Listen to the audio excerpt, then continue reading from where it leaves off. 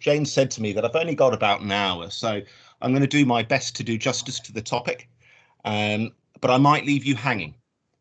There might not be that silver bullet or that that real absolute clarity of focus insofar as where we absolutely will go, because the short answer is that we really just don't know. So the one thing that I would say straight off the bat is that for anybody in the room that is not a retailer per se, you don't work in a supermarket, you don't work for a clothing or general merchandise enterprise, and you might think, well, this may be retail specific, and it probably isn't, because if you are in an organization or in an industry where you are selling something to anybody, you're a retailer at your baseline. So there will be some content in here that might strike you as really relevant, and I really hope it does, and that it will have applicability in other industries. But before we really start talking about the future, it's really important to track where we are now. So I'm going to have a very brief overview of the global context of where retail was just before the pandemic started going. And then we're going to have a look at the impact of COVID really at a nuts and bolts operational level. Then I'm going to talk a little bit around change and challenge and the difficulty of managing in uncertainty. And then I'll signpost you, if you don't mind, to the road ahead. So I'll sketch out what I think is a likely outcome. I would stress, though, that that's my opinion based, on my own research, but also on my own experience of industry. As Jane has alluded to, I've worked in the industry for about 20 years, both in the UK and South Africa, and there are things that you could reasonably speculate are likely to come, but by no means would what I'm going to say today be the one truth. There may be many different outcomes as we go. All right, and then of course, Jane, if you could just be my conscience, because I'm on full screen here. If you see anything in the chat client that comes up, just shout and I'll deal with it as we go. Is that all right?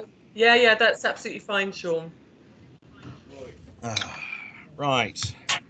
So, pre-COVID retail reality. So, according to that fountain of internet wisdom, Statista, in 2020, the retail industry globally was worth somewhere in the region of $23.5 trillion. The year before that, somewhere around 24.8 trillion on the same kind of metric. So we're talking about an industry that would be larger than the US economy globally, and a really significant player in terms of the global economy.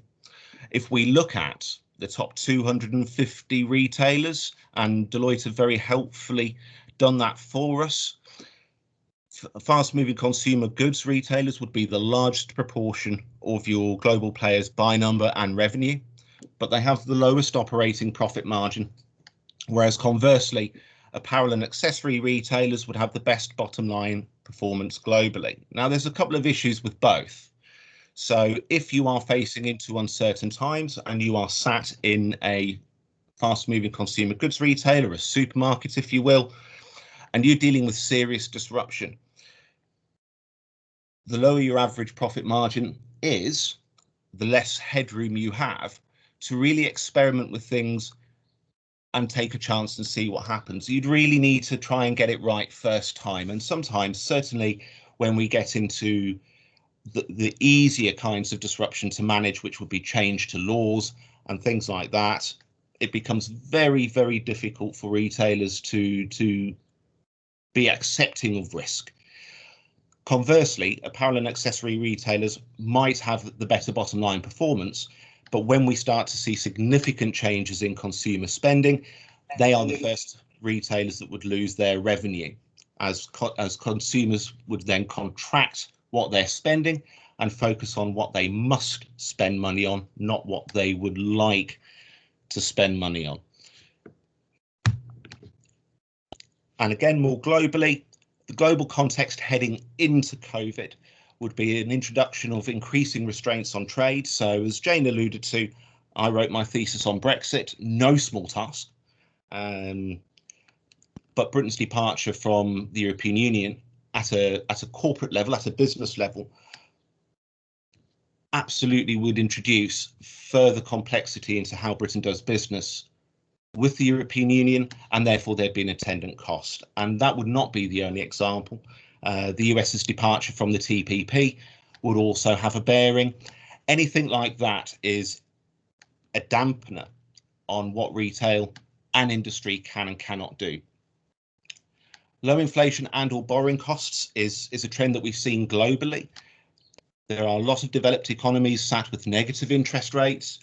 Low borrowing costs might sound really appealing, but conversely, it doesn't seem that the low borrowing costs have translated to serious investment in the retail industry, and that becomes really problematic if you've not insulated your business when you hit a disruption. Online is here to stay.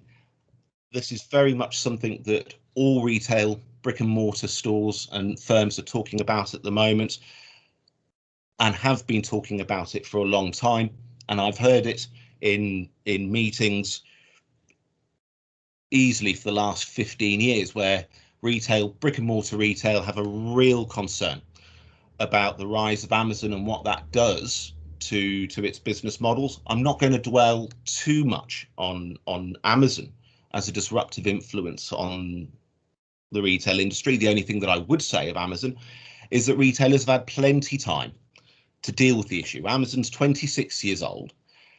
So my question or my challenge to anybody sat at a decision-making level in retail would be, well, who is the problem? Is Amazon the problem in terms of disrupting your business, or is your failure to prepare your business the problem? And that becomes a very, very challenging conversation to have. Aging populations are likely to act as a dampener on GDP. As people leave the workforce, their spending patterns will change, their spending power will change, and that will have a clear impact insofar as where we're likely to see GDPs go, particularly in the developed economies of the world as time moves on. Climate change and supply chain pressures are intimately linked. Climate change, I'm going to talk about mega change shocks a little bit later. Climate change is probably the slow burning mega change shock of our time. It is something that seems to be creeping up upon us. Government policy, corporate social responsibility initiatives, supply chain initiatives, doing things bigger and better and kinder doesn't seem to quite be getting the traction that we would like.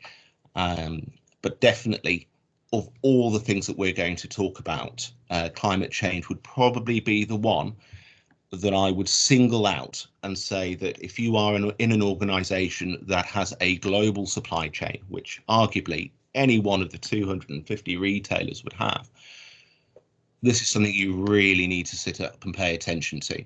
And it doesn't really matter whether it's a food retailer or a general merchandise retailer or a textile retailer. If you're using anything that involves raw materials, there will be a scarcity to it.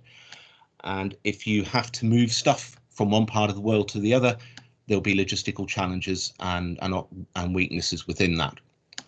But that is really just a whistle stop of the global context in which retail found itself in 2019. And it becomes interesting when you then start to look at the global picture and then see, well, what does that look like at a local level? Now, obviously, I'm based in the UK, so I'm going to look at the UK as a local market.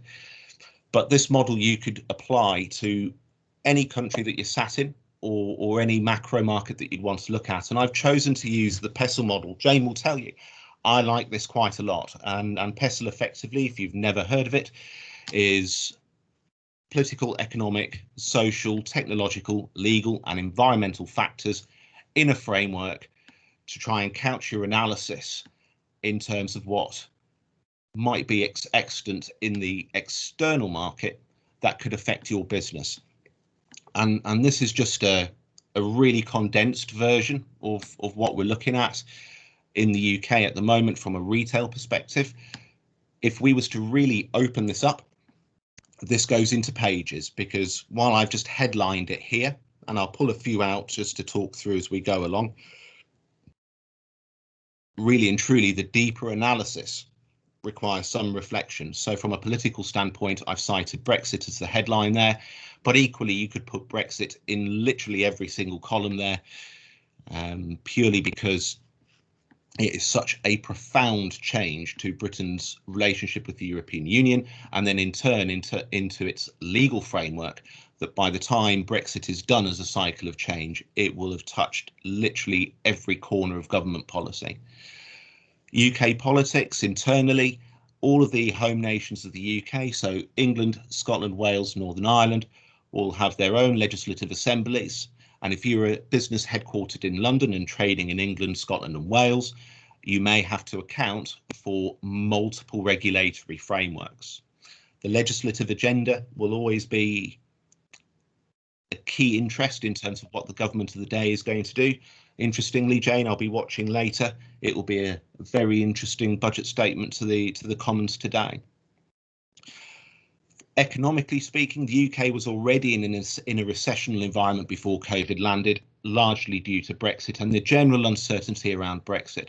And within that, we've seen attendant changes in spending at consumer level, as consumers have also been uncertain. And what we see in retail, and you see it quite quickly in a supermarket environment, is that you would see a movement across the board from a broad shop where customers would come into your store conceivably and shop your food department, shop your clothing department, shop your technology department. Those revenue streams start to contract, and people would then tend to focus, generally speaking, on food and core items.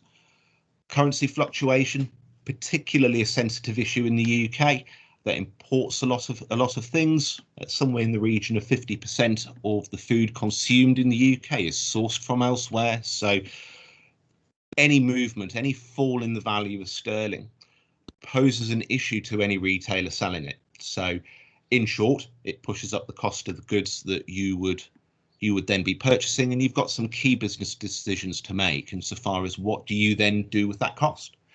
Are you going to absorb it within your business so you don't pass it on to the consumer?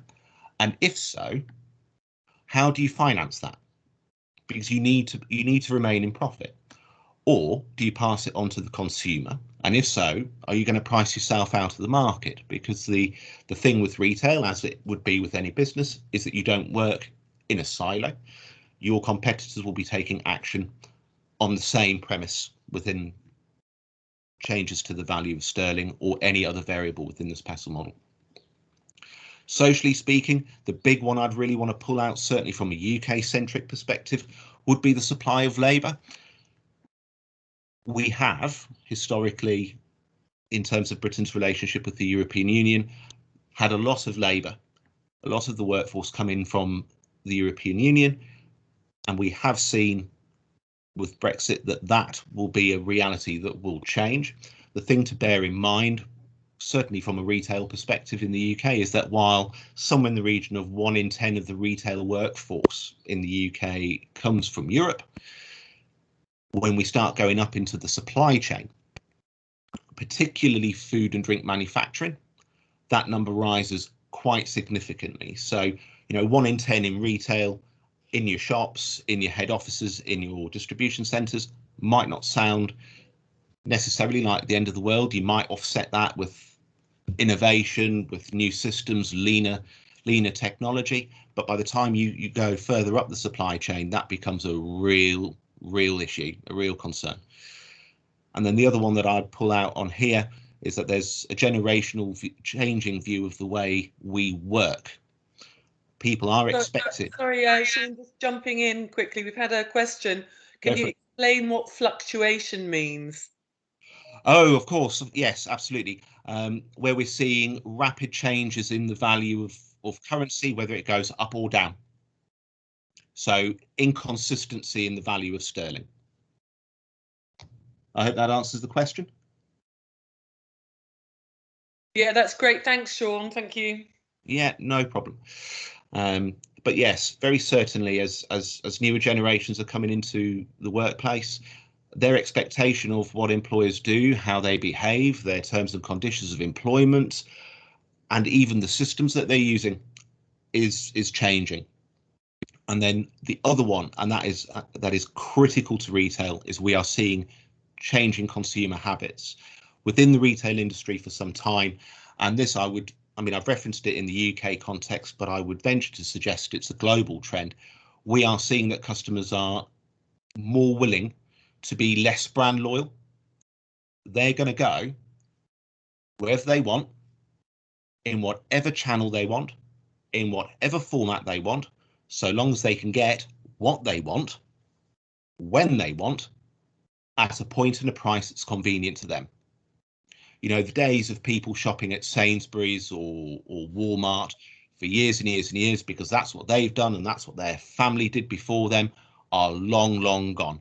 And then equally, when we start getting into the meat and the bones of what happens within your business insofar as how your customer is spending that money, we're seeing that change as well. So your customer isn't necessarily just going to your supermarket to buy her goods.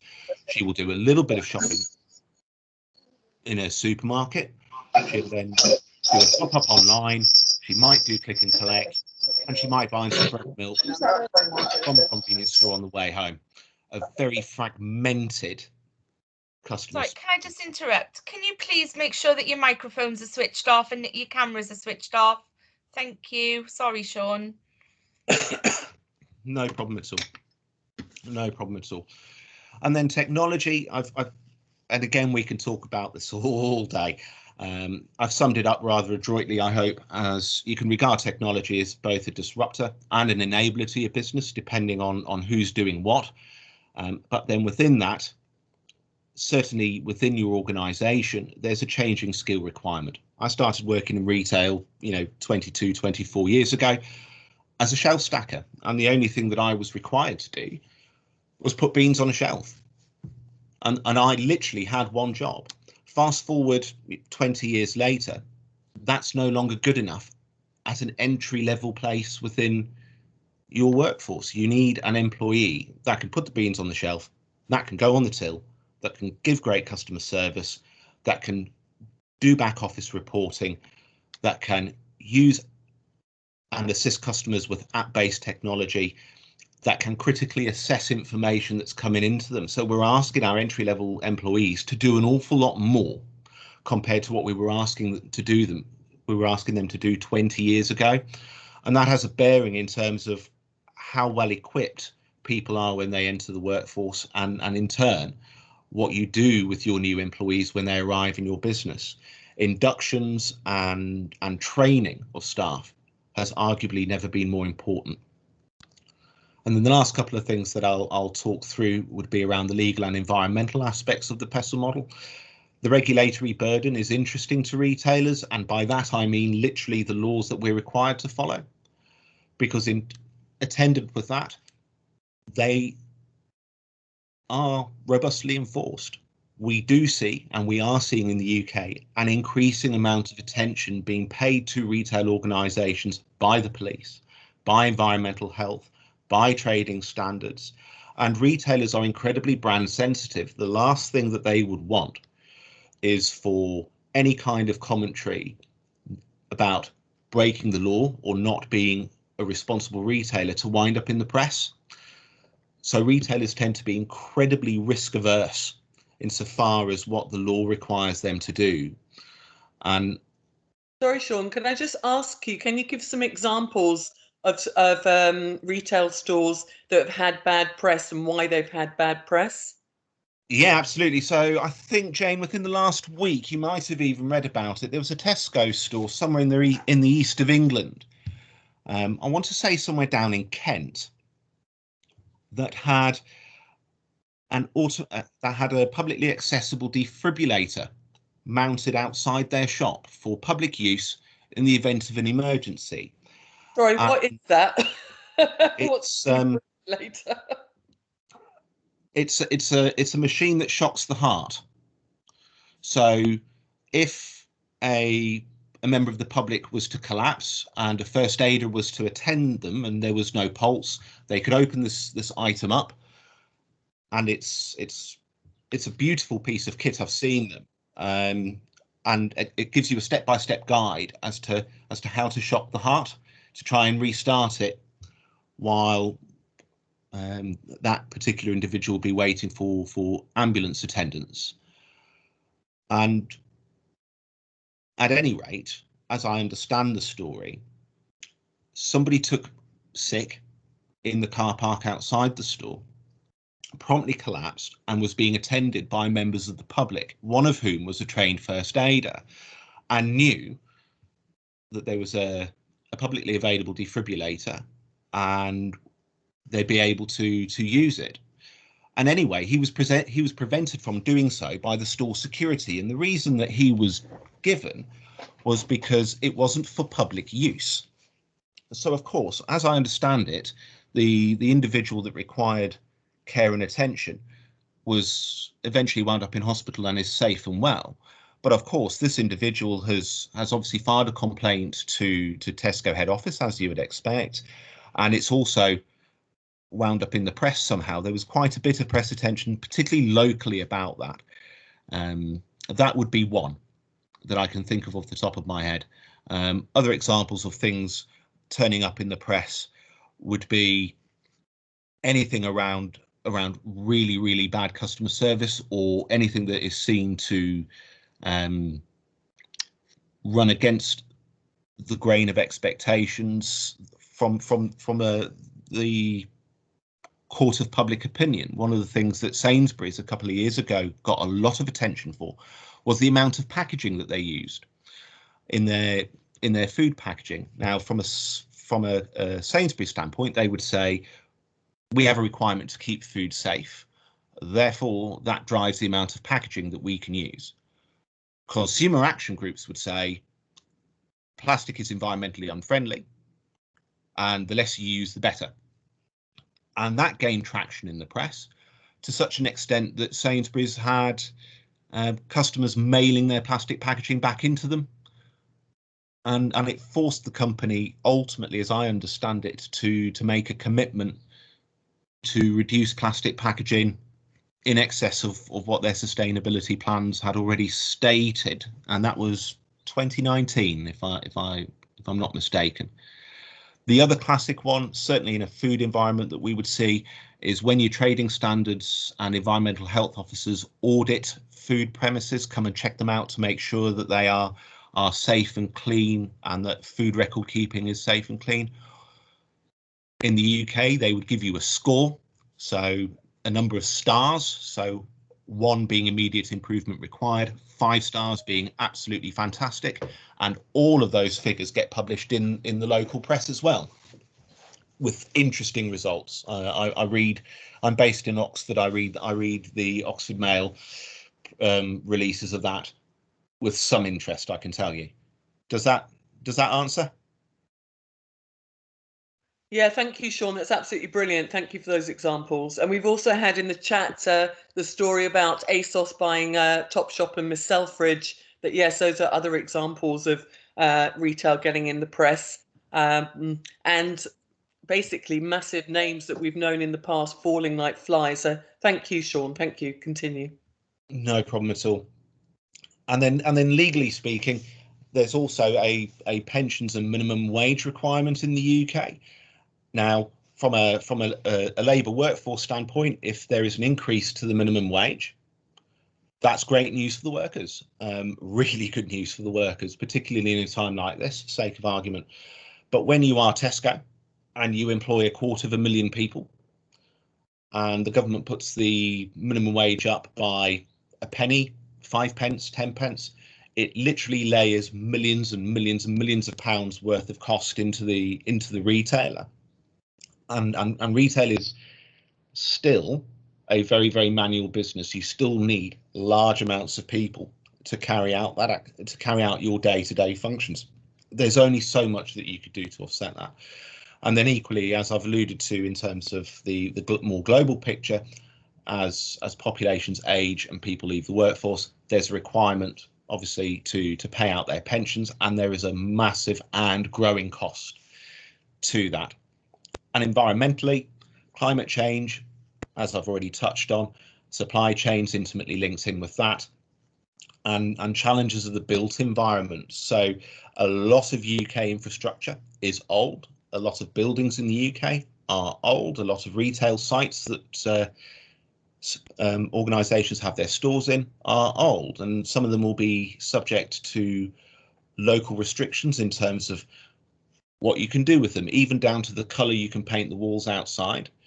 And some of them will have other broader issues such as asbestos within their building, which becomes quite difficult to remove, quite expensive. And if you choose not to clear the asbestos from the site, then it might limit the amount of room that you've got in terms of how you're going to lay your store out, what facilities you're going to put in.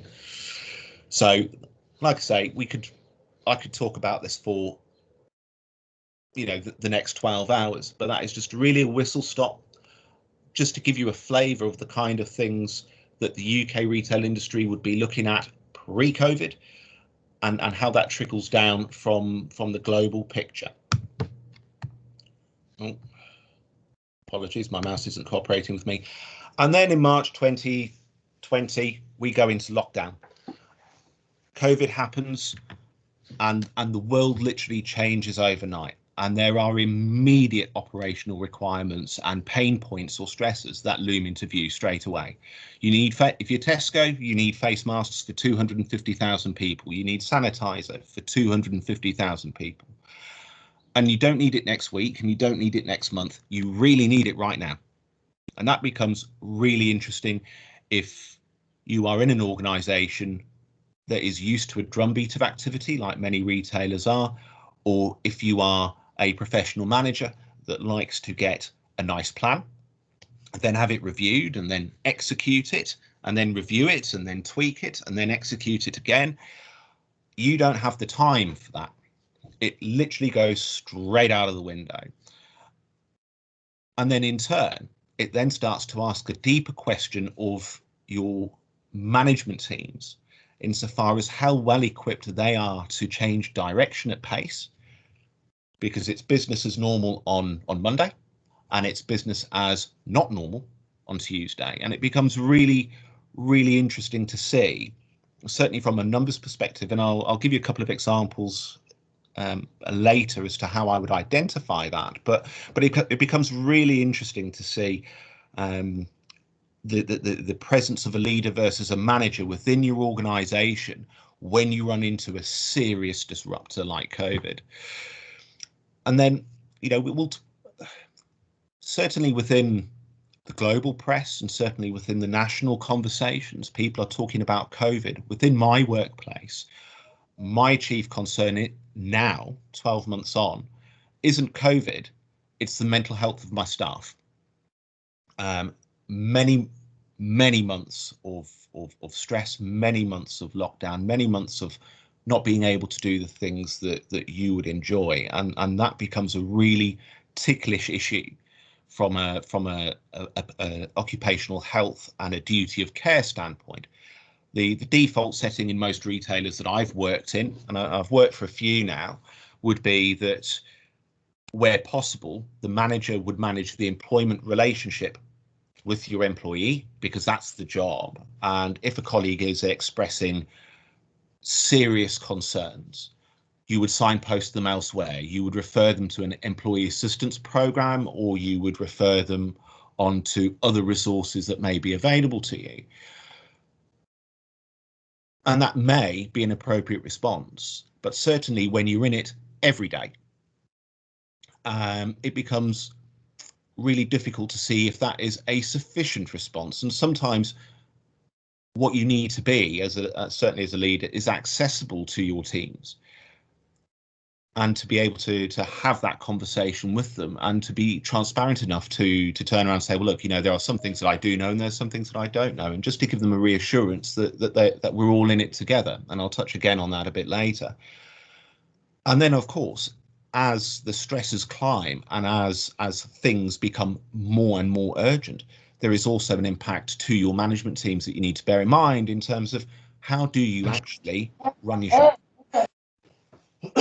Excuse me. How do you actually run your shop? How do you keep those doors open? Understanding that certainly at some point you should expect most, if not all, of your management teams to be required to self-isolate. You may have some, if not all, of your management teams having mental health concerns or pressure points or stresses or concerns within their wider family, as much as every other employee in the business would, as much as every one of your customers would. And there is a substantial alteration overnight to customer behavior that fundamentally warps operational models. In 2018, some research suggested that the big four retailers in the UK, so Sainsbury's, Tesco, Asda and Morrisons, who all have online operations, were all running their online operations at a loss. And then COVID happens and it fundamentally alters where your customers are going. They're not going to your city centre locations, they're avoiding your out-of-town supermarkets, and they are hammering the online channels to such an extent that Sainsbury's saw a decade's worth of growth in their online department in 8 weeks. And that is a massive, massive, massive challenge. You don't necessarily have the money to just throw at investing in this channel. Sainsbury's operating profit margin is only somewhere in the region of 2%, despite it being a £32 billion organisation. So where are you going to get the staff from? Where are you going to get the kit from? Where are you going to get the IT guys to keep the platforms running? How are you going to do that when you really need to do it literally right now?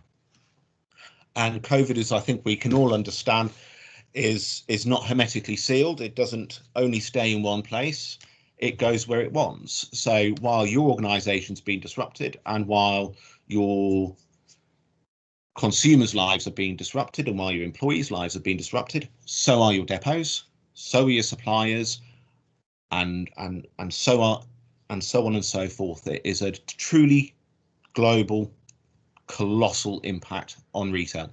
And the best bit, if you will, is that it doesn't stop there. There is much, much more. From an operational perspective, I've worked in retail a long time. One of the first things that I learned was that you always tell your customer that they are right. Now you're coming into the shop and you want to buy 10 packets of toilet paper, 30 packets of paracetamol and 40 packets of pasta. And I'm going to have to say no. And that the customers that would do that, you know, generically speaking, would probably be the ones that would be most stressed by COVID and therefore would probably feel that they must have this stuff. They must have it. And when you turn around and you tell that customer no, the feedback then is various. Some customers would be really quite accepting of that. Some customers would be extremely aggressive about it. And the first thing that happened, certainly in a retail aspect, in the UK when we went into lockdown, is we saw the amount of antisocial behaviour in stores climb exponentially as customers are expecting to come in and get what they want, because you know what, that's what retailers do. That's how it should be. Sorry, Sean, can you just give us some examples of bad behaviour? Oh, Jane, how much time have you got? Well, I had a report on Friday night of a customer being refused alcohol sales, and he promptly took his trousers off in the store. We have had staff pushed, we've had staff sworn at, we've had shelves cleared onto the floor by customers, we've had baskets thrown. I had another report on Monday afternoon of all things, a bottle of sanitizer being thrown at a member of staff. Literally, how much time have you got?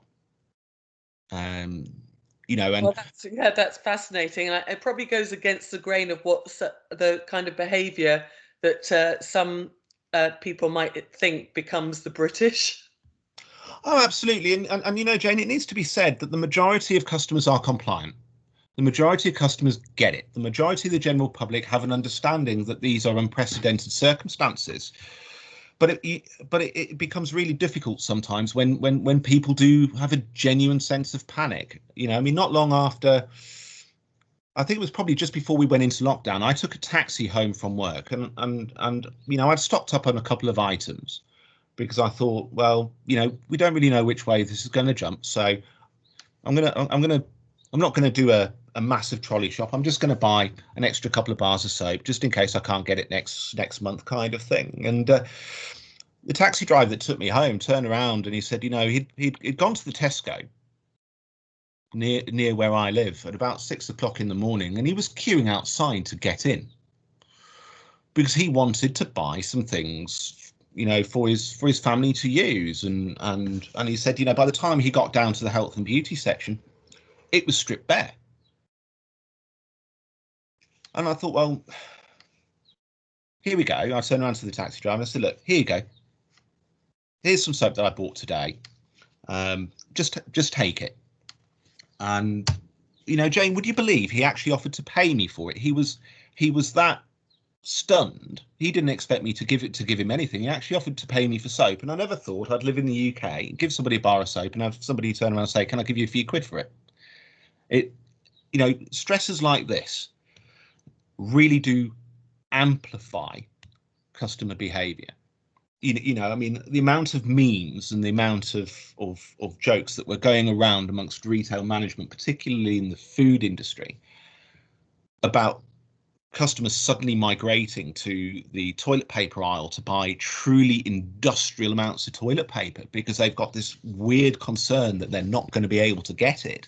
Certainly from a supply chain perspective, toilet paper is probably one of the most stably supplied things on earth. It generally comes from North America, excuse me, and the supply is really quite stable.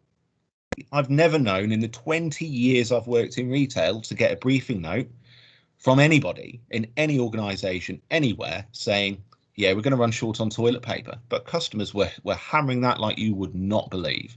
I mean, I asked one customer what she was planning to do with it before I asked her to, if you don't mind, madam, I'm going to remove this from your basket. But you know, customers, you know, the nature of consumers is that it's very much, I want it, therefore I must have it. And that's consumerism in a nutshell. And retailers were incredibly responsive to that demand. The trouble with trying to supply people with 10 times as much toilet paper as they otherwise ordinarily would buy is that your supply chain capacity is only ever going to be so big. You can only get so much of that stock through your supply chain. You can only stockpile so much of that stock in your warehousing. You know, it's got to go somewhere, and it's got to be moved from somewhere to somewhere else, and there will always be a lead time to that in terms of how long it's going to take you to get from the supplier to your store. And there's really not an awful lot as a retailer that you can do about that. What I would say, and I found it quite interesting, is that organisations within the UK used their Brexit contingency plans for a no-deal Brexit to inform their response to COVID. So there was a certain amount of preparation already done within industry, but you can't predict what the customer does. And they are always the unquantified variable. And we did see a really broad range of behaviour from customers.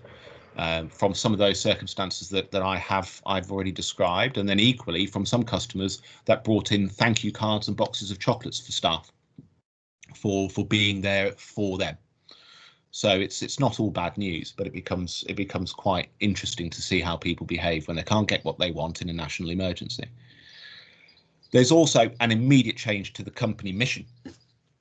So, you know, retailers generally will have mission statements that sound a little bit like, we want to be a great place where people love to work and shop, or we want to build lifetime relationships with our customers, or we want to, you know, give them great food at affordable prices, or we want to give them a beautiful product that they're going to love, you know, paraphrasing broadly here. But as soon as you find yourself in an organisation in a national emergency that is on the front line, all of that stuff goes straight out the window, because it's now not about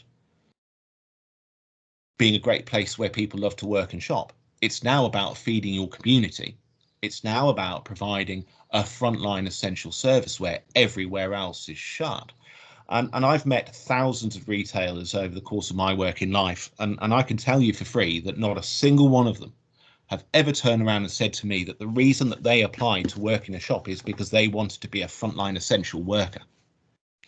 And that becomes really, really interesting from a management and from a leadership perspective, that as the customer expectation changes and as the company intent changes, leadership and teams need to move with them.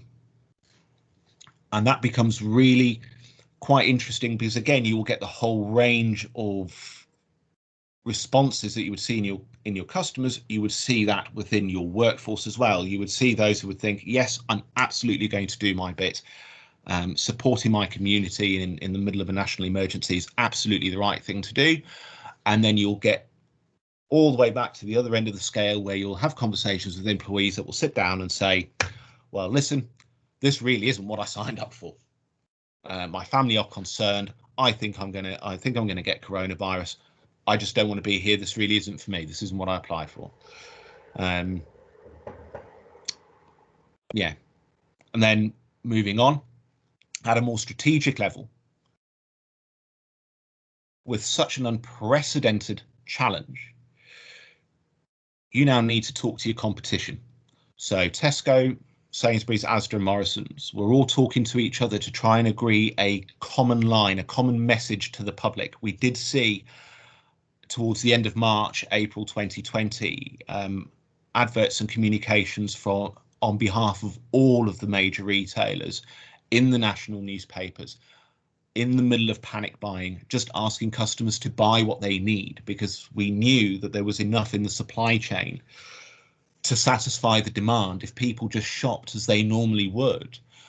But it was important from an industry perspective to agree a common line in terms of what we're going to say, not to our customer base, but to the country.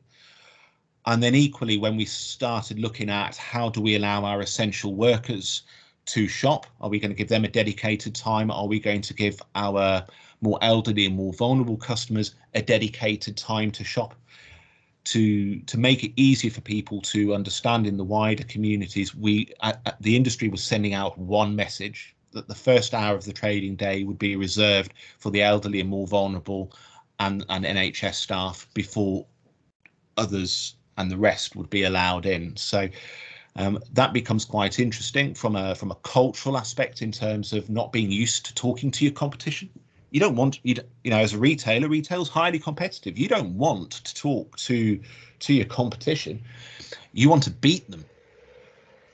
You want to take more revenue than them. You want to outgrow them. You want to come up with the next big thing before they do. But talking to your competitors in this particular climate was absolutely the right thing to do.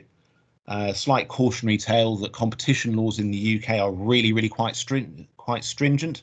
There are limits to how far organisations can go when they do talk to each other. So it had to be quite sensitively done, and in concert with government as well. So what you're left with is very certainly a high challenge, high threat impact. The thing that we need to bear in mind when we look at COVID and its impact on retail is that it probably hasn't introduced many things that are new. Social distancing is new. Face masks are new. Sanitizers new. But from an operational standpoint, in terms of what the customer's facing into, that's probably it. The other things, the changing way that customers are spending their money, the movement and the growth in online, the changing nature of footfall on the high street, all of those things were already there pre-COVID. They've just been amplified by them. Where you're left with then is a requirement to deal with the disruption that you've always been dealing with, but to move quicker. And it becomes really difficult to move an organisation or a team at pace when routine and structure is the order of the day. Retail managers love a checklist. Retail managers love routine because it's the one thing that they can do within their organizations that on the day-to-day that keeps their business predictable when everything else can be variable. You might get a shoplifter, your shopping centre fire alarm might go off. There are a lot of other actors that can impact on your day-to-day. So if you have conventional wisdom in retail, a clearly bedded rhythm and routine, it then becomes quite easier to manage when you're facing into the disruptors elsewhere. At a strategic level, though, COVID's not the only mega change shock, which would be a high challenge, high impact event. Brexit would be a mega change shock. 9/11 you could term as a mega change shock. Climate change, as I've alluded to, is a mega change shock. These are really big events, either at a national level or a global level, that can fundamentally alter the way things are. Or, you know, those points in history that you look at and you think, yes, that's definitely changed the world. That you could ascribe as a mega change shock. And there's an author that I cited at the end of this pack, a gentleman by the name of West, who writes very, very well about mega change shocks and implications for business. If that is something that would interest you, I'd definitely encourage you to look at it. But suffice to say that it asks really deep and meaningful questions about whether or not it's more important to decision makers to address the challenge, and then equally, which challenge are you going to address? Or are you going to preserve the comfort of existing norms? You know, and I'll touch on online again. You know, the rise of online retail, very certainly within the retail industry, you could potentially term a mega change shock. Arguably, the difficulties that traditional retailers are facing into, particularly in the UK, may be as a result of them choosing to preserve the comfort of existing norms. But anyway, when you move into an uncertain situation, you now need to deal with it. And one of the things that people might be inclined to do is look for a really good framework to signpost them to where we go. And in fact, I deliberately started my presentation with one, the Pestle model, and it's a wonderful tool. I'm not knocking it. But the thing with major disruption is that it's not going to cooperate with your models. It's not going to cooperate with your plans. It is not going to fit nicely onto a spreadsheet. I've singled out one, which I've represented here, which would be the Vuca model. And I find the Vuca model really interesting. It's an acronym that stands for volatile, uncertain, complex, or ambiguous. And I find the Vuca model fascinating because it's been developed by the US military specifically for dealing with uncertain situations. And it's been around, I've seen it on LinkedIn on a couple of occasions and in the Harvard Business Review on a couple of occasions previously. And I find it really interesting that the decision in terms of dealing with uncertainty is diagnosing a major disruption or a major uncertain event as volatile or uncertain or complex or ambiguous. And I find that really interesting because the one thing that COVID can absolutely demonstrate, and the one thing Brexit can absolutely demonstrate, is that it's just not going to cooperate like that. You know, and the suggestion that if you are dealing with a situation that is volatile, you should follow an approach where you build slack, you build capability, you build resources. Or if it becomes ambiguous, well, you just experiment with a few ideas. Is certainly from where I'm sat, lazy thinking at best and highly dangerous at worst, because when you're sat in a scenario like we are sat now, and I think we could all agree that COVID is not volatile or complex or ambiguous. It is all of those things and much more besides. And certainly when we're looking at the retail industry at this particular moment in time, COVID is just another disruptor in a broad soup of other disruptors. You need to select which ones you're going to deal with, and not all of them will require the same approach. What you're left with in the retail industry then, to sum up, is multiple layers of challenge and change. It becomes difficult when everything is urgent and everything needs to happen right now. It becomes difficult to make an assessment as to which ones are existential, which ones are the challenges that are really going to hurt your business. Management frameworks need some predictability to be reliable. What happens if that's absent? Economists are notable for drawing their conclusions, assuming that all other things remain equal. And that might have been great a number of years ago, but certainly as we sit here now, I think we can all agree that all other things certainly are not equal. There is a requirement to select very carefully in the retail industry when we're looking to the future, how you are going to structure your business, how you are going to arrange your organization to really be future fit.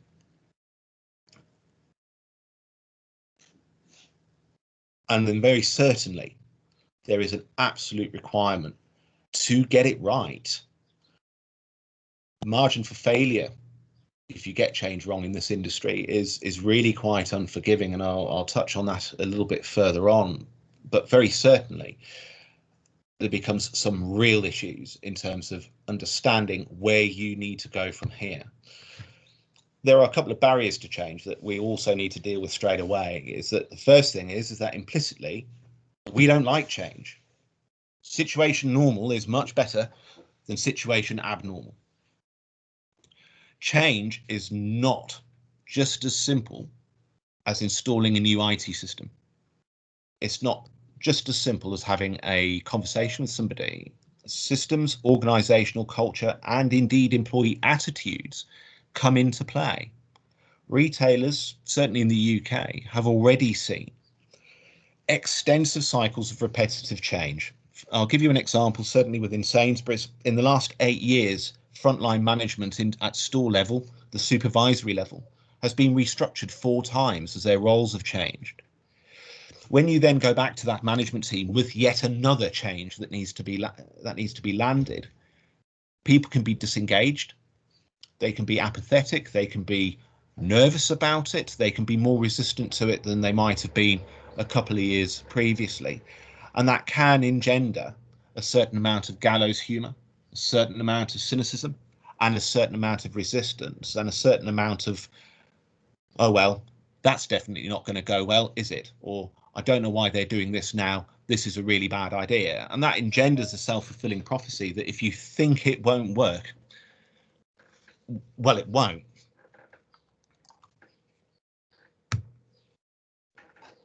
Most change, certainly that's embarked on in the retail sector, is to make the organizations either more innovative or more agile, so that they can move quicker and move more simply in terms of how they operate their business, in terms of how they plan the future, and in terms of where they go to in terms of their vision and mission.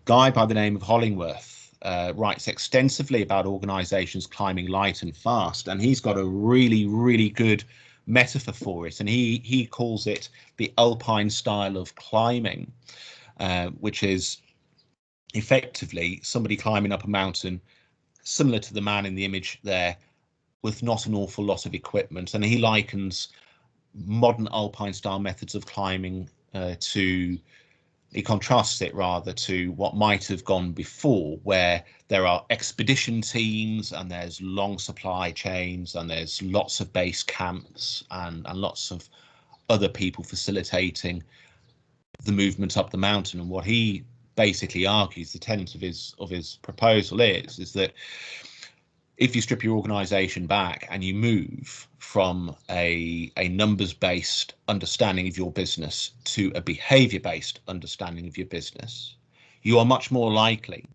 to get to where you want to go quicker. And I find that really interesting as an idea. And very certainly, I think where I would absolutely agree with Hollingworth is that bureaucracy and siloed working is not the answer. Retailers intuitively are centralized organizations. Decision making tends to be coalesced at a strategic level around a very small proportion of your workforce.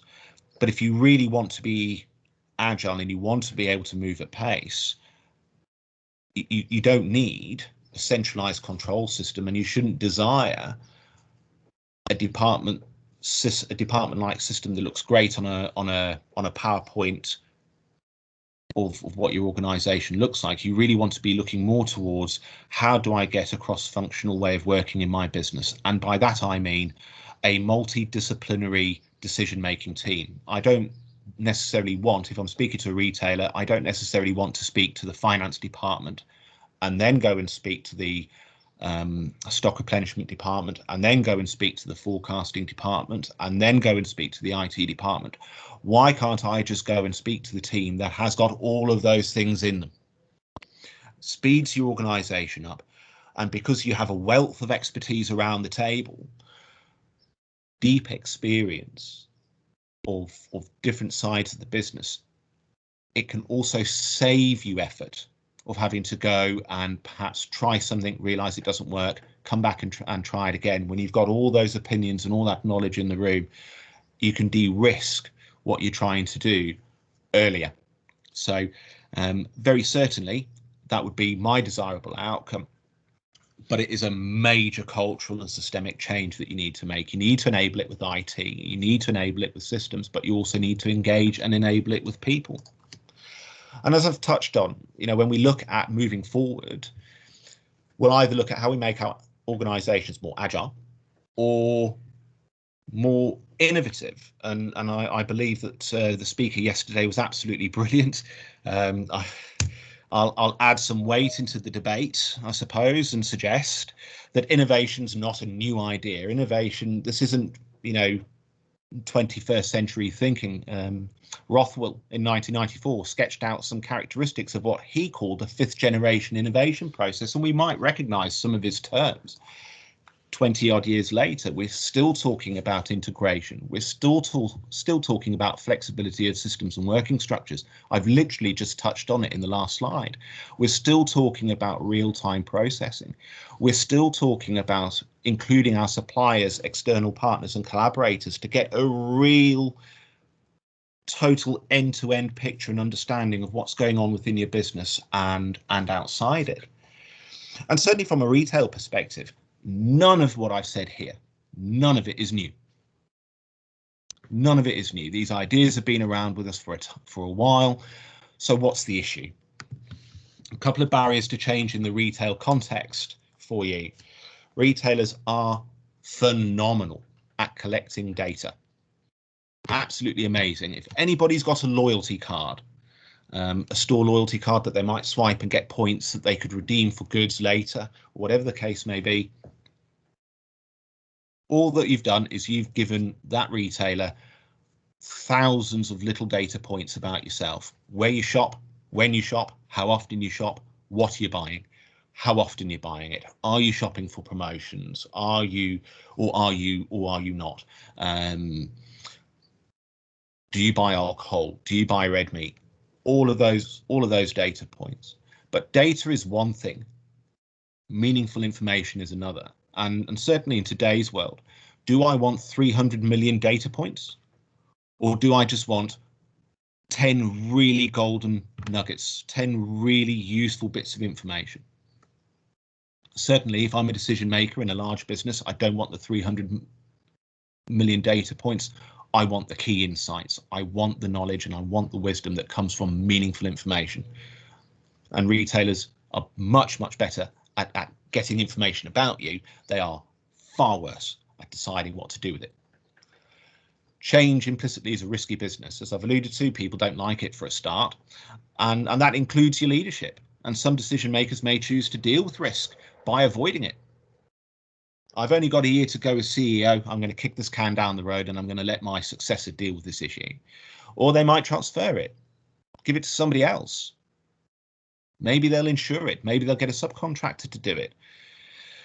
Either way, whichever way you look at it, if you're embarking on a major change in an organisation that employs 250,000 people like Tesco or Sainsbury's, I think would be the next one down at 195,000 people, it's a risky business. Looking at the nuts and bolts of implementing a new system in terms of IT, these are highly complex things to do. It's not as simple as just updating an app on your phone. These IT platforms and software solutions may still be in retailers that are decades old, highly modified, and no longer supported by the vendor that supplied them in the first instance. I had a very illuminating conversation with an IT analyst in Sainsbury's last year, and he turned around to me and he said, well, you know, we've still got some hardware and software that goes back to the 1980s. He likened the Sainsbury's IT architecture to something resembling an archaeological dig. You know, some of this equipment that is in use, presumably in a dusty room somewhere, predates the internet. And there would be an entire ecosystem of IT systems, and it becomes difficult sometimes to determine what happens when you turn that piece of equipment off. It takes time to tease that out, and it slows the response down. As I've alluded to, retailers already have done a massive amount of change projects, and employee attitudes to change have a real bearing on how that lands. And change upon change becomes exhausting or unnerving, and it becomes a real leadership test. And I can't labour this point enough. A gentleman by the name of Eric Abramson writes extensively on repetitive change syndrome and the impact that cycle upon cycle upon cycle of change can have on your workforce, particularly if it is what he would regard as unnecessary change, or indeed the wrong change, and that sometimes, you know, changing for change's sake is bad for you. But ultimately, certainly within the retail sector, and if COVID's done anything, certainly from a change management perspective, it's only sped it up. It hasn't slowed it down. It's only sped up the pace of change. You need to be really, really clear with your teams in terms of what you want and why you want it, and why it's important, and to really get that engagement piece right, because there's no point upgrading the IT system, getting in the new equipment, you know, changing all the things that you can see and touch, unless you take the attitudes with you.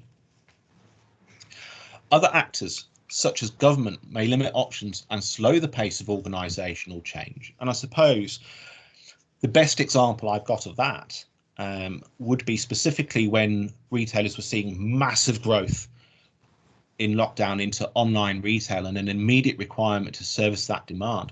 You can't just take an employee out of the bakery, for sake of example, and put them on the online department unless they agree to it. If they agree to it in UK law, happy days, they can go and they can work in the online department the next morning. If they refuse, there needs to be a consultation process that should follow. And equally, that can be up to 12 weeks, by which time you still have the requirement. The requirement is now, consultation is 12 weeks. Where do I go from there? And that's what I would mean in terms of government limiting the options insofar as slowing the pace of organisational change. And again, it's one of those that if you have a really strong, competent, engaged leader, they would be much more likely to not require the 12-week consultation than not. But that's just a separate observation. Arguably, it's easy to change a system and a culture. So to be successful, both need to move. Changing the system for me, I would assess would be easier than changing the culture. And then lastly, there would be an awareness of the risk in retail, that the margin for failure is slim and the consequences are potentially horrific, existential and threatening to businesses. So sometimes people might say, or decision makers may take a view that actually we'll just ride it out, or maybe, you know, online isn't going to be that bad. Or maybe, you know, I'm just going to assess that the economy will be better next year and not do this change because I don't want to get it wrong. The thing is, if you do get it wrong, consequences are pretty severe. This is a very short list of retailers in the UK that went out of business in 2020. And there's no specific theme here. There's an online retailer. There's a white goods retailer. There's a clothing retailer. Jane Debenhams, over 250 years old, has left the high street. There are bed retailers on here. There are sports retailers, clothing stores, furniture stores. There's all manner of organisations on here. And this won't be all the list by any stretch of the imagination. But more specifically at a human level, There's 177,000 retail jobs lost in the UK in 2020, and it's not all COVID's fault. 140,000 jobs went in 2019, and I think in the decade to 2018, somewhere in the region of 1 million jobs left the UK retail sector. This is what happens if you get change wrong, or in turn, if you choose not to change at all. And this is exactly what I meant when I said earlier that COVID necessarily hasn't done anything else for retail other than amplify the forces of change that are already at work in the sector. So, having thoroughly depressed you all, I'm sure, all is not lost. There is a future. There is a future. Taking my point of departure from Pat Hollingworth in terms of climbing light and fast and being more agile. If I was a retail director, I'd look to remodel my organisation based on the skills within its organisation, the characteristics, the unique competitive advantages that exist within your organisation, and information systems and insights and knowledge that you can get out of your hard infrastructure and your data analytics. I think the future of retail probably looks something like organisations much more aware of their purpose and values and why they operate, underpinning a structure that is much more integrated with a strategy that's much more succinct and much more time bound in an organisation that has taken some time to build up its resilience in terms of its knowledge base, its employee capabilities, as well as its information systems. Cultures of siloed working. I sat in on a presentation in retail 20 years ago, and the guy told me clearly that siloed working was on its way out. It was going. 20 years later, we're still doing it. Sorry, Sean, can you just explain siloed working, please? Yeah, you bet. So by that, what I mean is, well, I work in one department, and I work in the finance department, and my function is to do finance, and I'm really just not going to talk to anybody else outside of that department. Or I work in the convenience stores, my peer works in the larger supermarkets, another peer works in online, and we don't have an understanding of what others do and what other complexities they face into. It's very much a case of, this is my job, this is what I'm going to do. I'm not going to stick my head up above the parapet and look at the wider organisation, or indeed whether what I'm doing is having an impact on other stakeholders. I'm just going to do what I'm doing because I've been told to do it. That's what I mean by that. Thank you. No problem at all. But that really, the retail industry needs to put that to bed now, needs to really consign that to the rubbish heap, because very certainly what we're seeing is that we need to be more agile to bring forth the kind of innovation, to bring forth the kind of sustainable change that the industry needs to, not just to survive, but to actually progress. And there needs to be a very clear evolution from management to leadership. Retail, again, is an industry, certainly at an operational level, that likes its routine. Give a retail manager a checklist, he'll get it done for you. That's not necessarily the requirement where people now are coming to work and customers are coming into your store with more and diverse demands, and the pace of change is quicker and the stress factors are going up and the pressure is rising. You probably need less of a manager and more of a leader.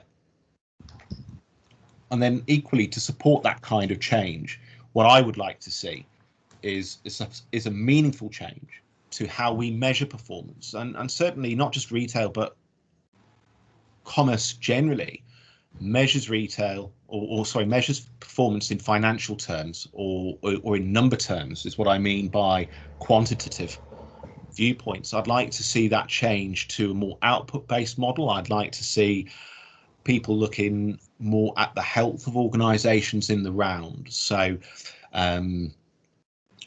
what is the attendance rate like within the organisation? What is the labour turnover like within an organisation? How long are people staying in the organisation? How many people are being promoted? What is the diversity mix within your organisation?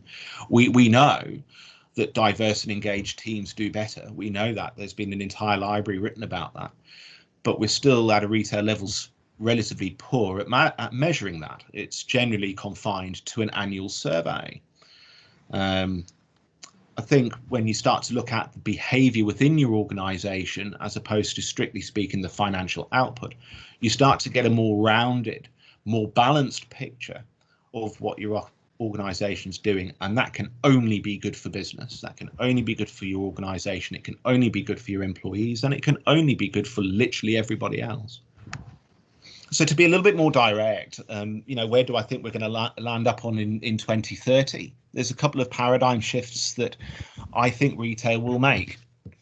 The first one, being the biggest one, is that we talk about managing a disruptor. So, what is the retail industry going to do about Brexit? What is the retail industry going to do about COVID? What is the retail industry going to do about online? Probably needs to change to understanding that you can't take those disruptions on their own separately.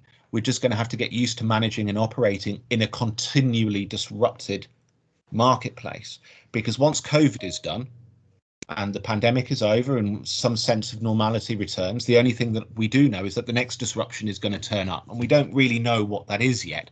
We don't know what that looks like, but it's just going to arrive, and it's going to arrive quickly, and it's going to impact your business quickly.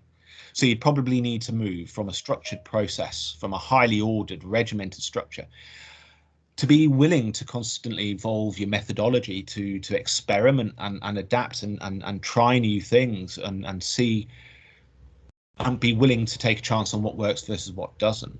But to do that, you need to move from a centralized control system to something that is really flexible, project-based, plug and play, project team-based working. Supermarket of everything will probably, going back to what I said on the previous slide in terms of being more aware of purpose and core values, we'll probably see organizations focus more on their core purpose. We'll see organizations focus more on why they're there, what difference they're making, how socially responsible they are. They'll probably take things more in the round. Long range planning will probably evolve to a shorter burst planning approach. I think anybody that's sat in a room writing a 10-year plan in 2018, can I just ask you how well that's going for you? When these plans are structured, nobody would have even thought about COVID. Don't even think COVID was even a word until 2019. Now it's affecting all of us. Managing processes, again, should probably move to leading outcomes, and that would probably be the critical management behavior, leadership behavior that I'd like to see change. And then equally, retailers do need to turn the dial. They do need to move from being brilliant organizations that collecting data points to really extracting the absolute information, that insight that adds real weight and value to your organization quickly, and not necessarily within your own organization, but very certainly upstream in the supply chain. And then a change in the measure in terms of how we understand organizations from a numbers perspective, market share, square footage, annual turnover. Just because Sainsbury's is a 32 billion pound organization or Tesco is a 250,000 strong organization doesn't say anything to you about how healthy it is, how well it's doing, how sustainable it might be. And that'd probably be the biggest shift that I'd like to see come into place by 2030. And again, I could expand on this for ages and ages and ages, but that's really where I am. That's really what I think. The retail industry is in a very exciting and evolving and changing place right now, and I'm really passionate about this industry. But the challenges that face into retail and how that's addressed have very, very clear lessons for other industries and other organisations in terms of where they can go. And very certainly, I think that's where I'm going to conclude my remarks. Thank you very much for taking some time to listen to what I've had to say. Jane, being here today has been an absolute privilege, and I'm so humbled. Thank you very much. No, we're really, really lucky to have you here, Sean. Can we just give Sean a round of applause, please? Turn on your microphone. Absolutely fantastic. We've also, while you've been speaking, we've had one of our partners ask if you can give a lecture there students online as well, Sean, so you're going to be in demand after this. I'm sorry, Jane, I didn't catch that. I said you're going to be in demand after this. We've already had one of our partners ask if you can give a lecture to their MBA students. So thank you very much. Well, thank you very much. I'd be delighted. Before we get on to, because Sean's actually going to stay with us a little bit longer, does anyone have any questions from the audience that you'd like to put to Sean at this point? Maria, surely you've got a question for Sean.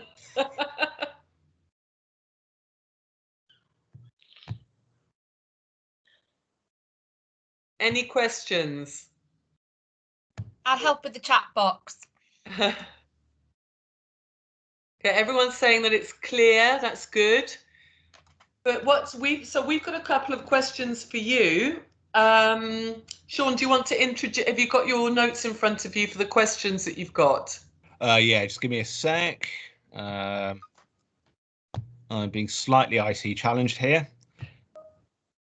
because my laptop is really not behaving. Bear with me a second, but I do have them.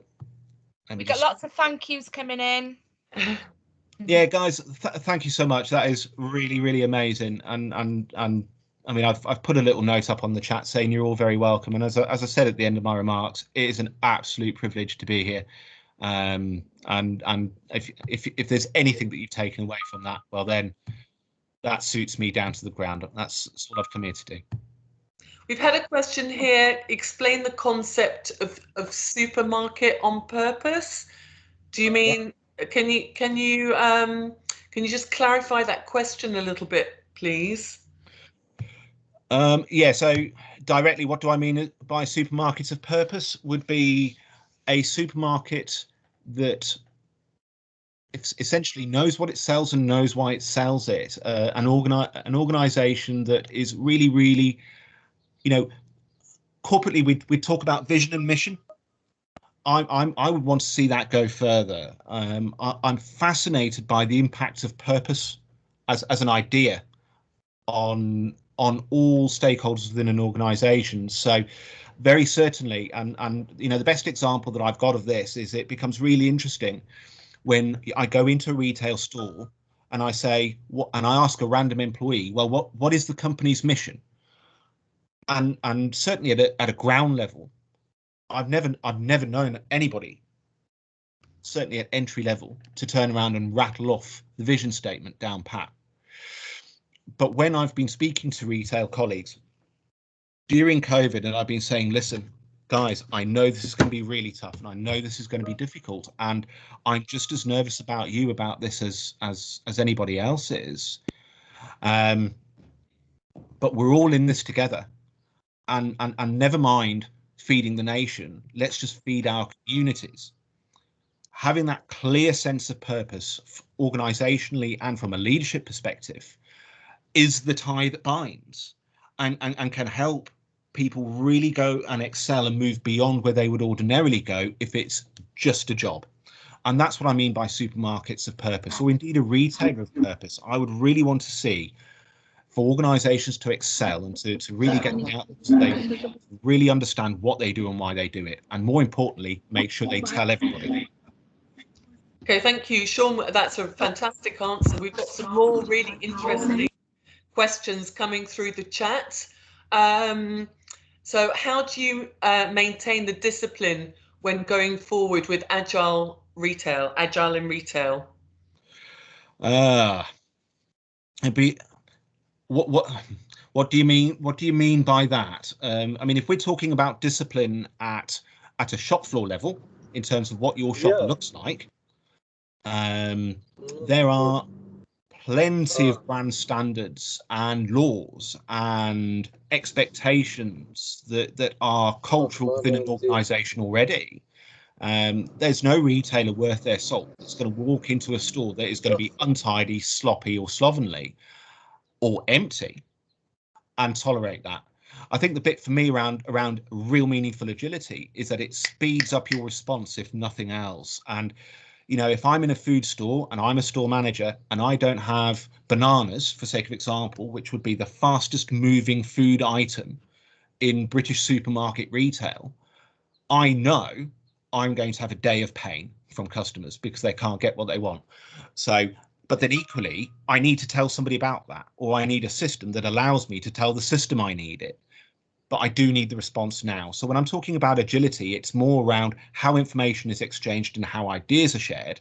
I very certainly wouldn't suggest that you should somehow compromise the brand standard. Does that answer the question? Can't hear you, Jane. You're on mute, Jane. Sorry. Another question, a really interesting question about digital transformation and fashion. Where do you think the fashion industry is heading? Where is fashion retail heading? Cool. Wow. Wow, that is a question, because clearly, I mean, if you look at what I'm wearing, I'm an absolute fashionista. Very simply, I think that there would be some challenges that fashion retailers that have high street outlets will face into that looks the same as literally every other retailer on the high street. I mean, Debenhams is a clothing and accessory retailer, 250 years old, went out of business. Probably because they didn't digitally transform. And the best example that I've got of that is that, I mean, I went to Debenhams on my last visit a couple of years ago to Debenhams to buy a black suit. Just a black suit, because I was going for an interview. That's where I was going, just a black suit, right? I'm not 10 feet tall. I'm not 8 foot wide. I'm quite a standard sized guy. And I went into Debenhams in Oxford, which is a major city. And I sit in the middle of the size curve. So if you're a fashion person, you'll know that there will be a size curve build up, and most of your sizes are somewhere in the middle. So I'm somewhere in the middle, looking for a bog standard black suit, and they didn't have my stock. And then I asked the sales assistant whether or not they had that black suit in my size, and she went off for a bit and had a look and said, look, no, I don't have it. I'm awfully sorry. But if you type your details into this iPad, you can come back and get it tomorrow. I said, okay, can you deliver it to my house? No, you're gonna have to come back and do it tomorrow. Okay, but I don't live in the city centre. I've made a special trip to come to. Sean, you're on mute. Who muted me? So yeah, you know, the bit around the point I'm trying to get to with digital and agility in the fashion retail is don't you dare inconvenience me as a customer, because I literally walked straight out of Debenhams, up the road, spent £100 more, but got the suit today, and it was literally the last damn thing I'd ever bought out of Debenhams, and that was 2017, 2018. So again, when it's the same complexity, different circumstances, but the same problem. Debenhams got their digital transformation wrong. They did try, but because you can't deliver it to my house and you can't put it in my hand at the point where I want it, understand, I'm a promiscuous consumer. I'm just going to go somewhere else and get it. And the more I need it, the more I'm going to pay for it. So if I can wait, I'll wait. But if I need it now, I'm not price sensitive. Yeah, that's really interesting. There's another great question here about clothes and jewelry. Are these products suitable to be sold online? Whether or not they're suitable or not is a matter of opinion, but they very certainly are being sold online. I mean, for me, I do my food shopping online generally. Clothing I prefer to try on. That's my personal preference. If I was to speak to somebody in their early 20s, I don't think they would care that much. I think you start to get into very difficult water when we're talking about lingerie or swimwear in terms of whether or not that's suitable. That could be offset by a no refund policy or no return policy, but that potentially becomes quite uncomfortable if somebody thinks they're 2 sizes smaller than they actually are, and they get a bit of a fright. That would be me. Okay. Thank you. Thanks, Sean. That's brilliant. Any more questions, please? Or have I missed anything? Have I missed any questions? Let's have a quick look. Rowena, you want to ask a random question? Go for it. I just wanted to ask a random question. You know, Tesco's, you could used to buy your clothes online in Tesco's, and then they stopped just before COVID. Do you reckon they're now kicking themselves, and why did they do that? You know what? Why they did that? I've got absolutely no damn idea. Are they kicking themselves? Absolutely. Couple of big reasons there. Number one, it's profit. It's profit. In the very first instance. Number two, there was a high degree of uncertainty in retail in Britain when we went into lockdown in terms of what we actually can and cannot sell, and then in turn on what format we can sell it on. Some real nervousness. So Tesco clearly would have been a little bit risk averse. Bloody fool them, you know, and in such unprecedented circumstances. It just beggars belief. But yeah, you know, they did it. And it wasn't long, was it, before we went into lockdown? It maybe about 6 months or so before COVID hit. And then I don't buy all my clothes in Tesco's, but you know, it's nice to go on and have a little look online.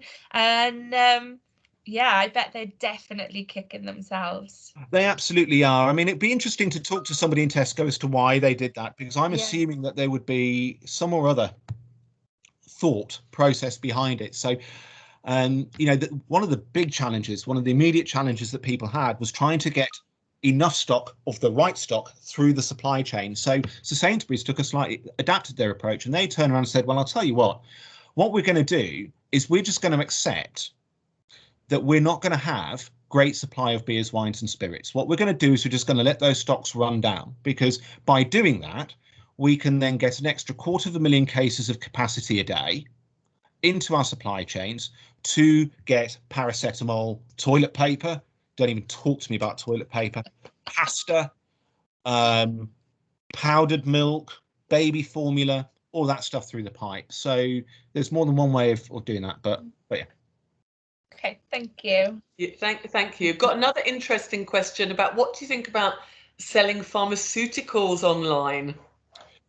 Yeah, why not? Have you got a prescription? I think when we start talking about selling pharmaceuticals online, for me, the risk is, how do you know I'm not stockpiling it?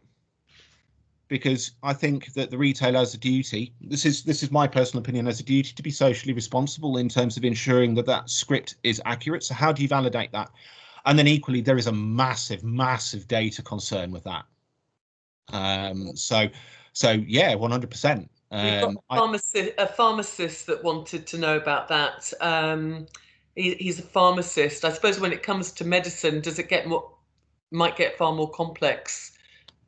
Yeah, I mean, I think the thing with that probably needs to be thought about is whether or not there's any restrictions on postage. You know, the classic one, and it caught me out. I bought my niece and my sister for Christmas a couple of bottles of perfume, stuck it in the Royal Mail post box, took it to the post office, and they said, well, you've got to post these in separate packages. So if it's a liquid, it becomes a problem in mail. Like I say, the thing from a pharmaceutical point of view is if you are if you're sending out prescribed drugs, how do you validate that? How do you know it's got to the right person? And how do you know they've taken it? Yeah, it's quite ethically complex as well, isn't it? Yeah, it's very definitely not my area of expertise, but just spitballing, that would be my sense. Okay, thank you. We've also got we have Marwa from Egypt, who's thinking of setting up her own business, and she wants to know whether or not you think that selling plants online and delivering them to the home would be a good idea. Absolutely. I don't think. I mean, what I would say is I've never been to Egypt, so I don't know what is custom or what the state of the retail market is like, or what your internet accessibility is like. So by all means, anything in my head as a retailer, anything that is going to be more convenient to the customer is good for the customer. Therefore, if it's going to come to my house at the time I like, it doesn't really look much better than that. So yeah, go ahead. But if you are in a country that has lower than average internet access rates or smartphone usage or things like that, understand that you probably need to diversify a little bit. So yeah, by all means, sell it online, but you don't want to limit your audience. You want to reach the biggest audience possible. Have an alternative vehicle as well. Yeah, that's a really fantastic answer. Marwa, I have to say that I love plants. I hate going shopping. So any way that somebody can get plants into my house without me having to do much work is a good thing. I was in Italy recently. I bought a flat in Italy, and I wanted some plants delivered, and I actually had quite a lot of trouble getting that to happen. So open up in Italy, maybe. Some fantastic ideas coming through on the chat. Are there any more questions? Any more questions? We've got a question for you. Sean kind of put together some notes and really wanted to explore a little bit what's happening in retail in your countries. Can you share that with us? I certainly can. Do you want me to talk through it, Jane? Yeah, just talk through it, and let's get some people from the audience telling us about what's happening in their various different countries in terms of retail. Just give me a second.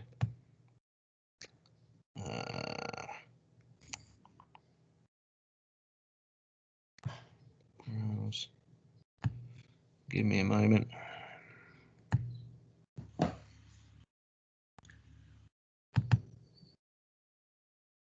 Just give me a second. I've been silly. I've not saved it to my desktop. Okay, I've got here, what local complexities exist in your country that organisations may have to consider or overcome to drive their operations at pace in an uncertain environment? Can you just simplify that question for me, please, Sean? Yeah, just give me a second. So I'm looking in the direction of the PESTLE model that I presented at the start of my talk today. So what local issues exist in your country that may exist somewhere else or nowhere else that may affect your organization? So for example, if you're a retailer in South Africa, one of the things that they have real trouble with in SA at the moment would be erratic electrical supply issues, which becomes a big hazard to food retail insofar as they can be offset by providing contingency power, but it's expensive. So so that would be one. Anything that is local or unique to your country or your space that may impact your ability to change in uncertainty, to move quickly. Does that help you? Yes, does anyone want to comment on that? I mean, somebody from Sri Lanka or India or Bulgaria, do you want to give us a taste of what's happening in your countries? What are the complexities that your country is facing? Does anyone want to come in on that?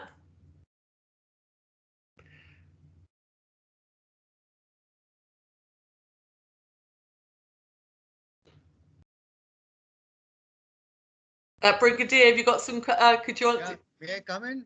Yes, please. Yeah, actually, we are finding it fairly good now in India. Mercifully and fortunately, just prior to COVID, when it struck, we had gone in a very big way to digitize India. And with that, the e-tailing and everything possible, like you're talking about having medicines being delivered, that is being done since long in India. There's a company called NetMed. So any medicine you require, the prescription is put there. And even now we have CNH, where the doctors are, you can consult a doctor, they give you a prescription. On NetMed, you'll get a medicine also. Fantastic, fantastic. Even complete UBS is covered under CNH.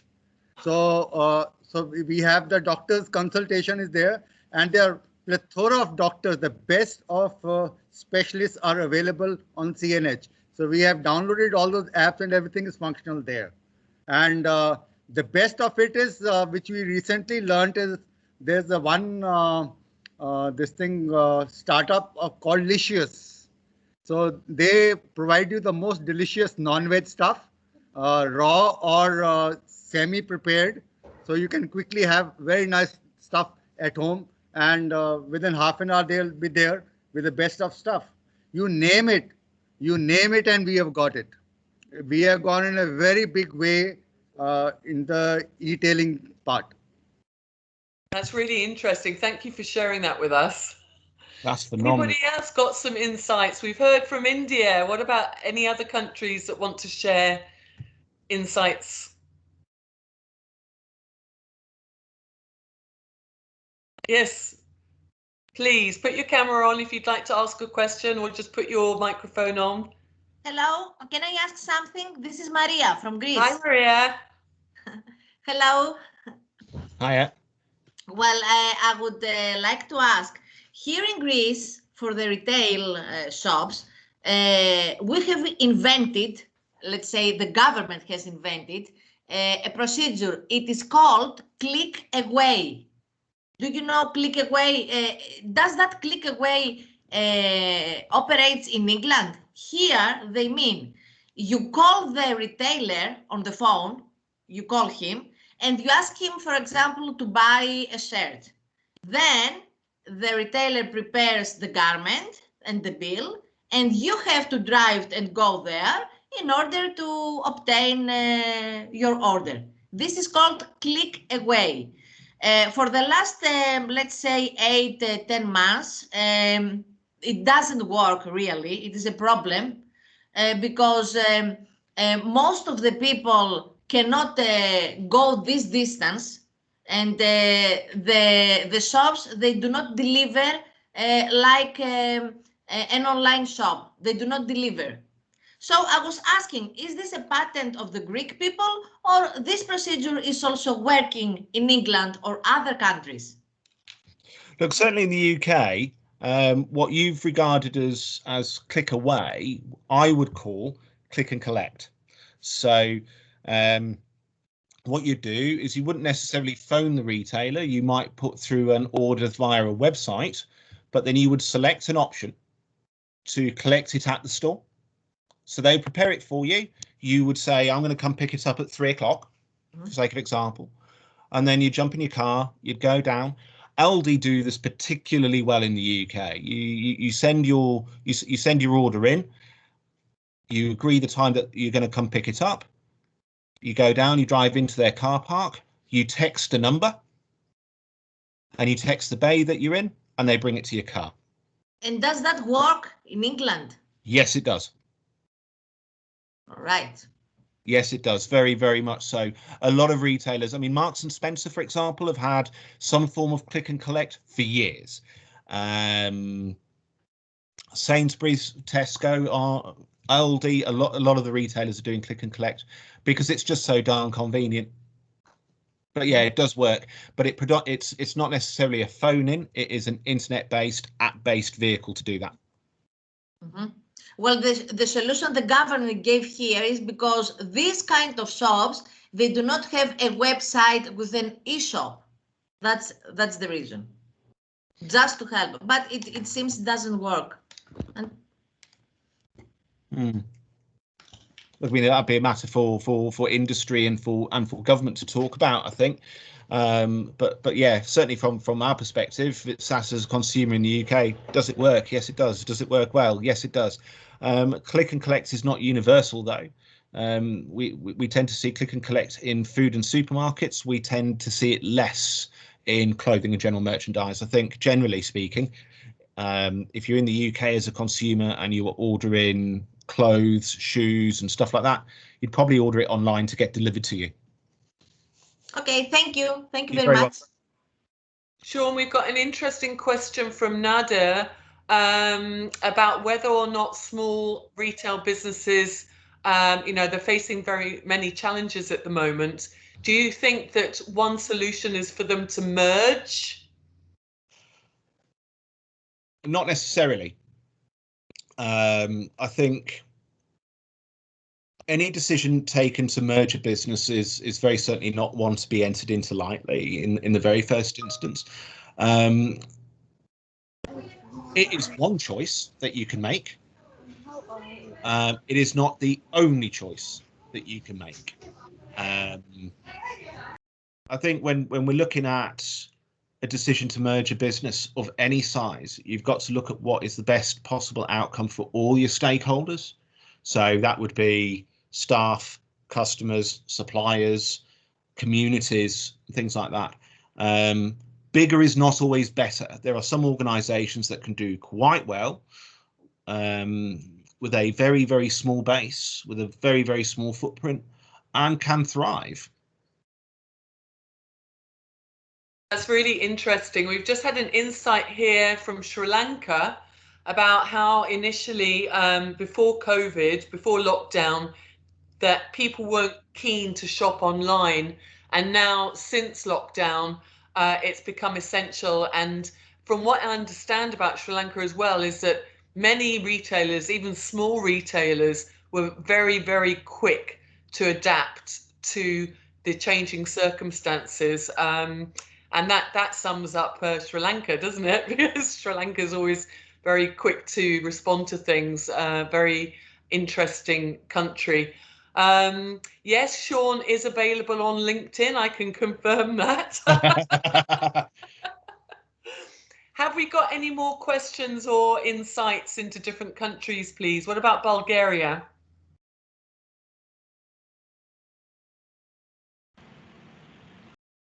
Interesting question here, Sean.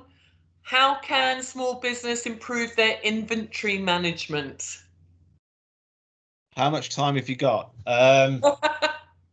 So one of the things that I'm really interested in from a retail aspect is loss control, and implicit within that is very, very good inventory management routines. So a couple of observations that I would make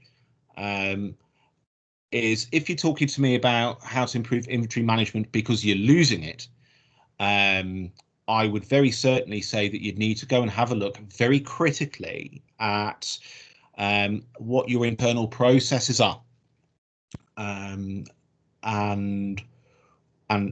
in real terms, how effective they are and how accurate they are. Retailers around, that I've worked for, literally every single retailer that I've ever worked for will turn around and tell you that if you have an inventory issue, it's because your internal processes aren't right. If you're talking about inventory management insofar as, well, what should I stock, or how should I how should I build my ranges, I would suggest that you would take a layered approach. So an entry level, better and best kind of product, but have a very clear understanding as to what your customers are buying. Your top 100 lines by sale value will probably contribute a disproportionately high amount of your revenue. So those are the lines that you need to look after. Okay, that's really fantastic answer. Thank you, Sean. We've had some insights here from Saudi Arabia, that in Saudi Arabia, they've also adapted to online shopping really well, and that lots of physical shops have sadly closed down. Now, some of you have asked as well what retail and what the physical retail environment looks like in the future. Actually, you know what? You are the leaders of tomorrow. It's going to be up to people like the students watching today. It's you guys that are going to be framing what the shops of tomorrow look like. And you tell us. A couple of teams will have that as their global innovation challenge that they'll be introduced to later. Absolutely fascinating. I mean, it can go in so many different directions, can't it? And it's about being innovative and creative in the way that you deliver that fantastic customer experience that's going to be critical, and how you do that. So it's actually up to you guys to decide what that looks like. Any more insights? Anybody else would like to share their insights from their own country? Lebanon, maybe? Anyone from Lebanon? Anyone from Egypt, perhaps?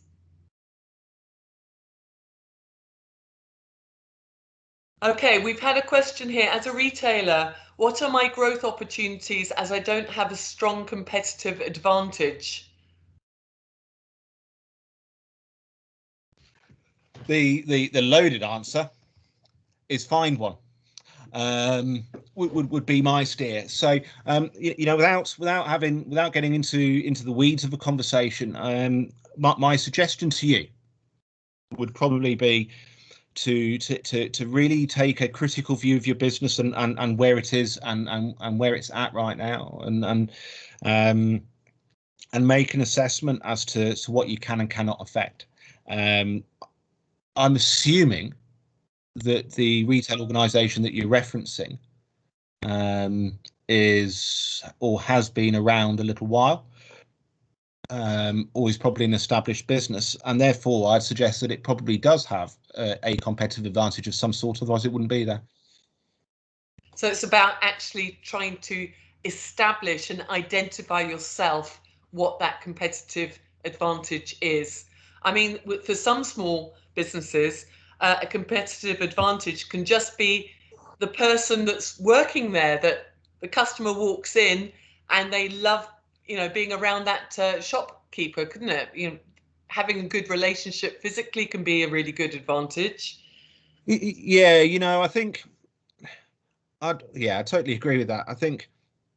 I mean, there's an organisation in South Africa called Woolworths, and they may well have changed it, but one of their mission statements was to build a lifetime relationship with the customer, and intuitively within that was the ability to deliver a really great level of personal service. And you know, if you was to sit and work out the average lifetime spend of a consumer on, I don't know, food, you're talking significant sums of money. That lifetime relationship and that ability to interact with somebody is absolutely vital, and it'll be very interesting to see what happens to views on service and the importance of service as organizations and countries come out of lockdown and don't go back into it.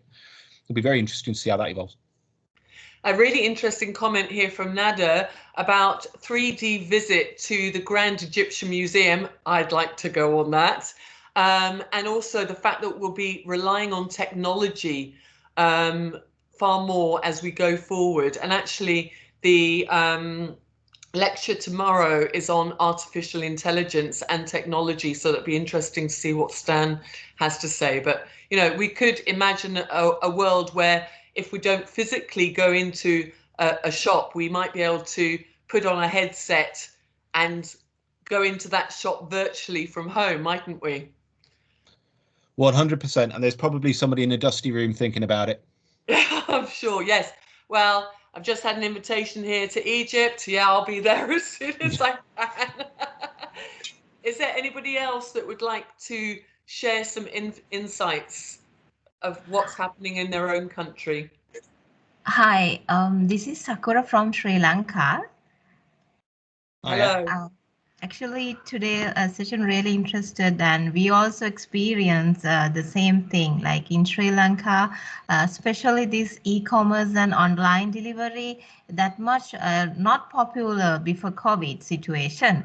But after COVID situation, what we have realized, a lot of e-commerce platform, people are trying to develop apps, right? The small businesses also trying to develop, like the change in their business model, like within overnight.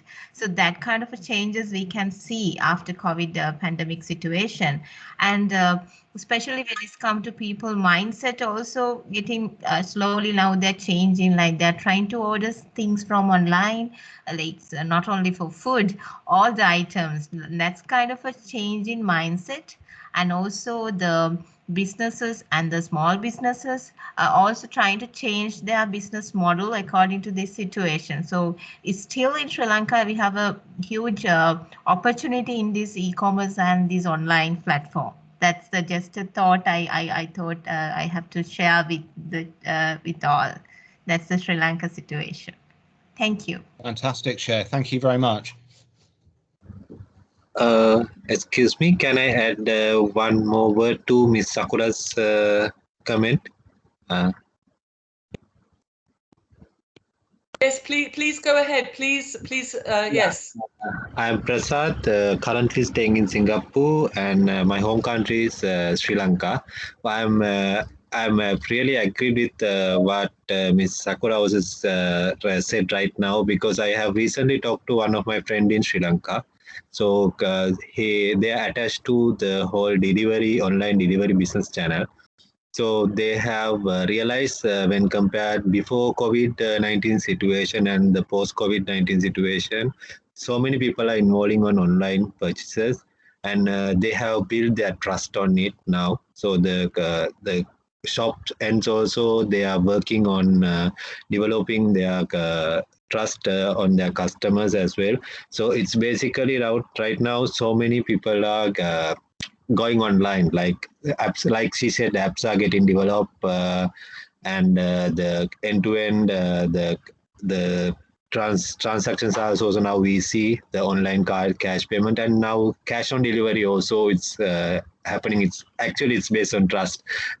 So it's really happy to see Sri Lanka is growing, and waiting to go back there and enjoy it ourselves.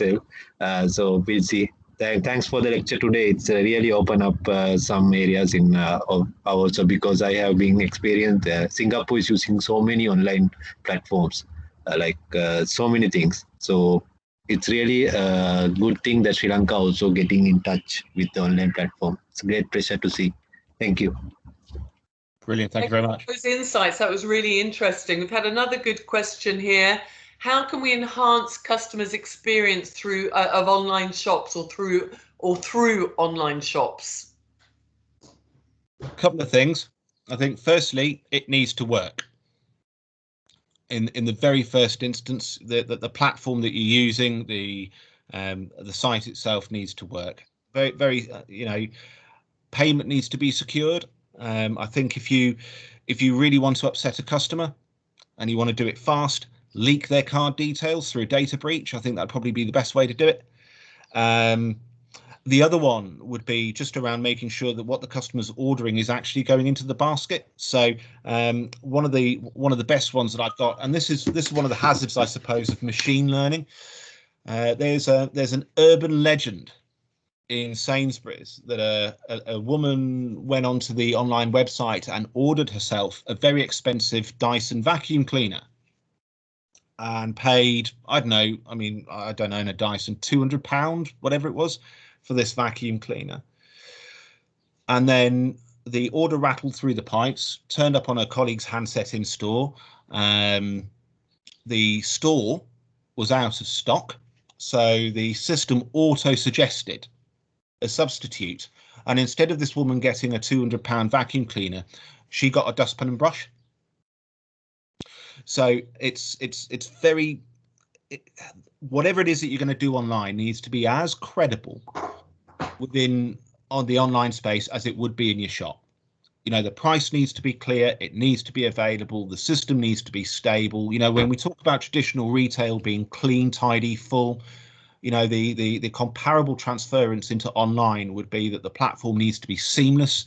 I don't want to click through 3 or 4, 5, 10 pages. I just want to go through a couple of things, a couple of screens, click and buy, and it needs to be stable on a mobile platform, and it needs to turn up when I'm expecting it to. Yeah, I love that story, Sean. I would have been a bit annoyed if I got a dustpan and brush. We've got some great ideas here: fast delivery, good customer aftercare, ease of payment, ease of using the website, free returns and exchange.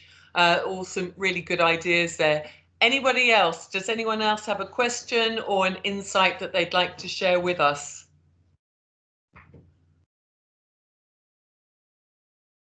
Okay, do you know what? I think we're probably going to wrap up the session there now, Sean. Everyone has contributed, and we've really enjoyed the lecture. Thank you so much. Students, at 10:50 UK time, 10:50 UK time, you will be joining us again and joining Shanta for another session on innovation, and he's actually going to be helping us to learn how to innovate ourselves. In the meantime, go and grab a coffee, go and have something to eat, have a bit of a break. And Sean has taken time off from work to do this today. We're really grateful to you, Sean, and all the effort you put in preparing for today. It was absolutely amazing. So really, really grateful to you. And I do owe you a beer. I've said that to you in the past. Price has gone up, Jane. Price has gone up. Out of lockdown, I'll come up to Oxford and we'll go for that beer. So thank you everybody for attending. Thank you particularly Sean, and we will see you back here at 10:50 UK time for the session with Shanta. See you all in a bit. Take care, guys. Thank you very much. You'll be seeing Sean